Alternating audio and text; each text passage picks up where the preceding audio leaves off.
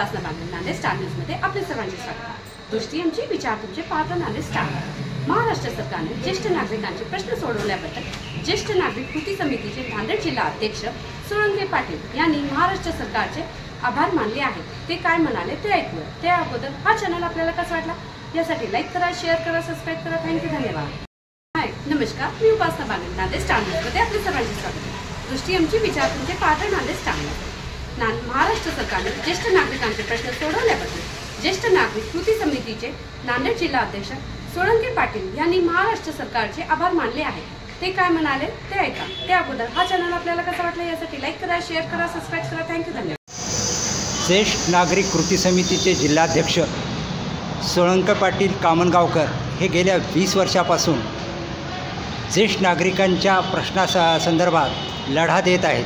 त्या लढ्याला आता मोठ्या प्रमाणात यश आले असून त्यांच्या सर्व बहुतांशी मागण्या सरकारने मान्य केल्या आहेत। सोळंके पाटील काय म्हणतात त्याविषयी आपण जाणून घेऊया।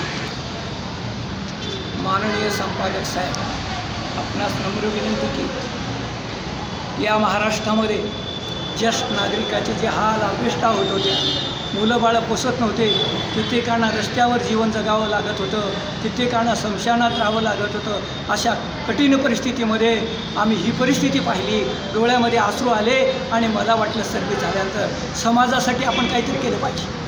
आणि यासाठी म्हणून हा ज्येष्ठ नागरिक संघर्ष समितीच्या माध्यमामधून ज्येष्ठाचा प्रश्न तडीला लावण्यासाठी अहोरात्र प्रयत्न केले।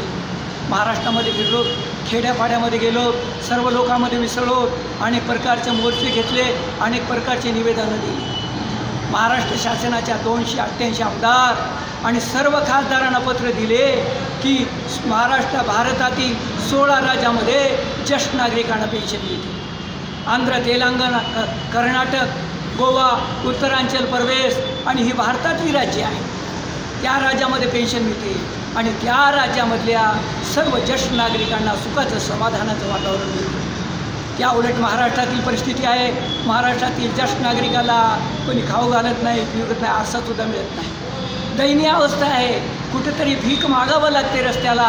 अशा कठीण परिस्थितीमध्ये ज्येष्ठ नागरिक संघर्ष समितीच्या माध्यमामधून आत्तापर्यंत आम्ही 15 ते 20 मोर्चे काढले। महाराष्ट्र शासनाला समजून सांगितलं, मुख्यमंत्री देवेंद्र साहेब, माजी मुख्यमंत्री एकनाथरावजी शिंदे साहेब या सर्वांना भेटून आम्ही आमच्या ज्येष्ठ नागरिकाच्या समस्या सांगितल्या आहेत। माननीय मुख्यमंत्री देवेंद्रजी फडणवीस साहेबांना 2017ला एक GR काढला होता की बाबा ज्येष्ठ नागरिकाला 3000 रुपये पेन्शन देणं आवश्यक आहे, पण हे दोन्ही विधेयक पास झाल्यानंतर आपण विचार करू। शासनानं डोळेझाक केली, परंतु आम्ही मात्र गप्प बसलो नाहीत। या ज्येष्ठ नागरिकाची परिस्थिती पाहिली, त्यांचे होत असलेले हाल पाहून डोळ्यामध्ये अश्रू अनावर झाले आणि म्हणून मी बेभान झालो। देशासाठी लढले ते अमर हुतात्मे झाले, सोडिले घरदार सोडिला सुखी संसार, ज्योती सम जीवन जगले ते अमर हुतात्मे झाले। माझ्या डोळ्यासमोर बसता उठता ज्येष्ठ नागरिक दिसत होता। ज्येष्ठ नागरिकाला मुलं पोसत नाहीत, कर्मचारी असूनसुद्धा आईबापाला स्मशानामध्ये राहावं लागते। या देशाची शोकांतिका आहे। पूर्वीच्या काळी आईवडिलाची सेवा पुंडलिकानं केली, पांडुरंगाला यावं लागतं, श्रावण बाळानं केली। ही परिस्थिती डोळ्यासमोर घेऊन मी या ज्येष्ठ ज्या वेळेला मी प्रत्येक वर्तमानपत्राकडे जात होतो, अहो माझं निवेदन घ्या, त्यावेळेला त्यांना वाटत होतं हा काही वेडाखोळा माणूस आहे की काय, पत्र घेऊन येतो। पण मला अभिमानानं सांगावं वाटते की आमचे सत्यप्रभाचे संपादक माननीय पुलेकर साहेब आमच्या बातम्या प्रत्येक पेपरमध्ये त्यांनी दिलेल्या आहे। न्याय मिळवण्याचं काम केलं आहे, देशोन्नतीनं केलं आहे, सकाळनं केलं आहे, इतर पेपरनं मात्र आम्हाला प्रतिसाद दिला नाही।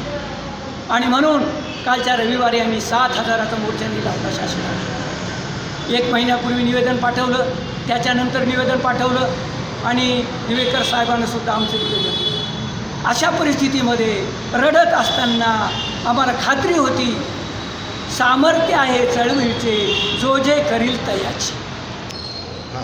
महाराष्ट्राचे मुख्यमंत्री माननीय देवेंद्रजी फडणवीस साहेब, महाराष्ट्राचे उपमुख्यमंत्री अजितजी पवार, महाराष्ट्राचे उपमुख्यमंत्री एकनाथरावजी शिंदे आणि महाराष्ट्र राज्य शासनानं आमचा जो प्रदीर्घ लढा होता, आमच्या मागण्या त्यांनी लक्षामध्ये घेतलं की ज्येष्ठांना देणं आवश्यक आहे, 16 राज्यामध्ये दिले म्हणून 2 जुलै 2025 रोजी महाराष्ट्र शासनाने ज्येष्ठ नागरिकासाठी 65 वर्ष ज्यांचं वय आहे त्यांना दर महिन्याला 7,000 रुपये मानधन आणि ज्येष्ठ नागरिक बिमार पडतो म्हणून त्यांच्यासाठी 5 लाखाचा आरोग्य विमा मान्य केलेला आहे.